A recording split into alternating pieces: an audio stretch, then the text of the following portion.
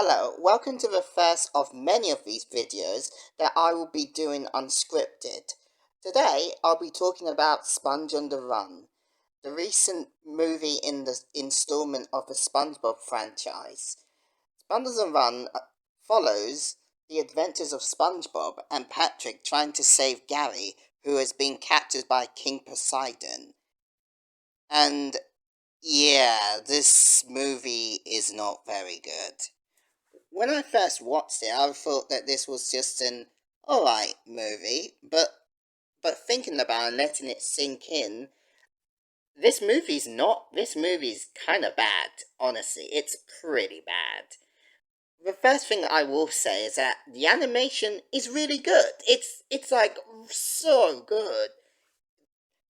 Like I know people have kind of been upset that it isn't 2D, and yeah, I would have wished that this movie was in 2D.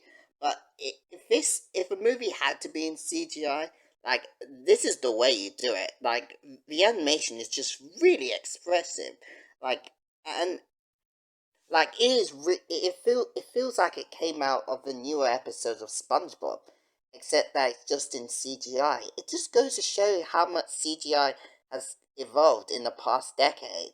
And and to be fair, there are a number of jokes that I really did like. There are actually, good good good lines and good slapstick in there that is genuinely funny. Though I will say that compared to the first two movies, these gags aren't as consistent as they are. And to be honest, there are a lot more jokes that miss compared to the first two movies, and yeah, this is where we go to the stuff that is not very good.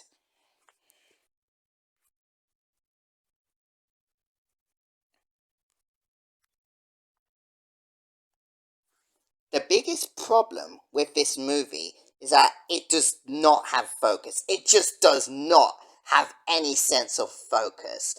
First, it's about Swan and Patrick trying to find Gary, and then it's about Swan and Patrick going on this spiritual road trip, and they go to a saloon where Snoop Dogg is dancing, playing music, and Danny Trejo is there, and they try to defeat him, and that scene is never referenced again, or even adds relevance to the plot, and then they go to Atlantic City, over halfway through the movie, but then they have this scene that goes on and on with them singing Vida the Loca, and then they end up in jail, and then they have this fight, which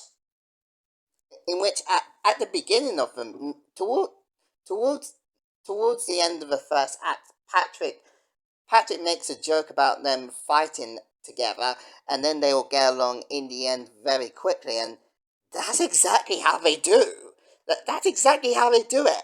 That's exactly how they do it, and you you don't make fun of the trope and then actually do the trope. That just screams to me.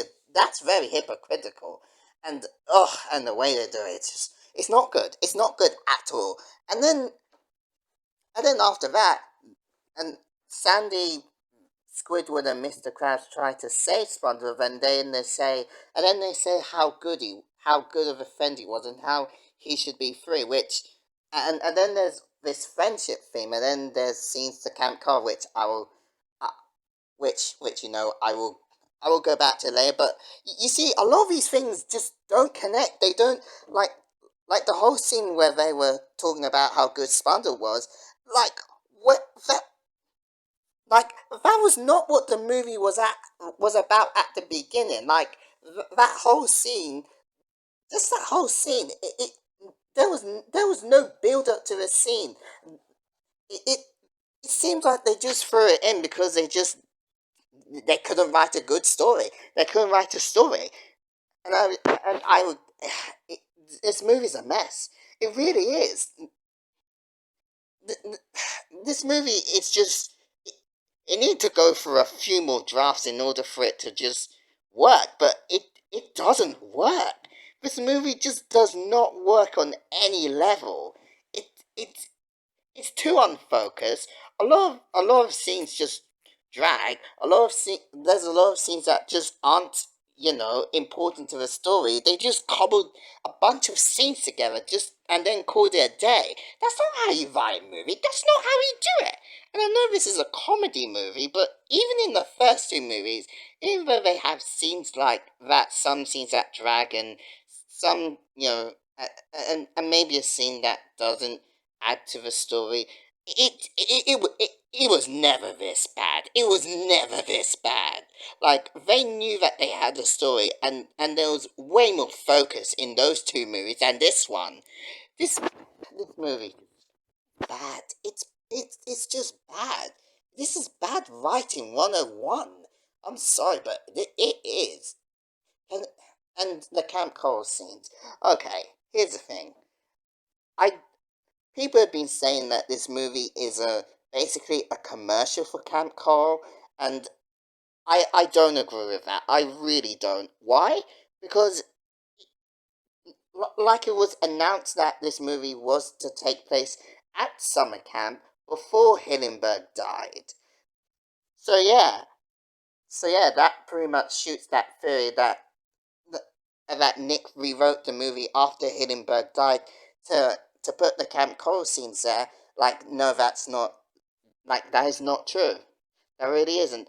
But I can see where people are coming from, since the camp, since the Camp Coral scenes were aside from that aside from that flashback that SpongeBob had at the beginning of the episode, beginning of the movie, uh, um, yeah, that was never foreshadowed, or it wasn't built up well. And why do all those scenes take place at Camp Coral?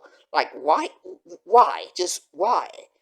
I don't get it. I really don't. And yeah, that's ugh. This this movie's bad. It just is. And oh, I forgot to talk about King Poseidon and and and his plan to to use Gary, because he he kidnapped Gary's kidnapped by his henchmen, just because he wants to use him as an anti-aging cream, because snails can uh, he wants to get rid of a wrinkle. The snails help get rid of wrinkles in this movie, and yeah, the and that's the thing. Like, that's like, the stakes are just weak. They're just not.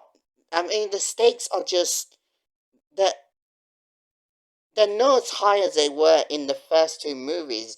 Like, and yeah, this it's weak. It's weak. This movie's weak. It's bad. It's bad. Just don't. Just watch it for the animation, but even then, it's really just not. It's not worth your time. Just stick to the first two movies. Bye for now.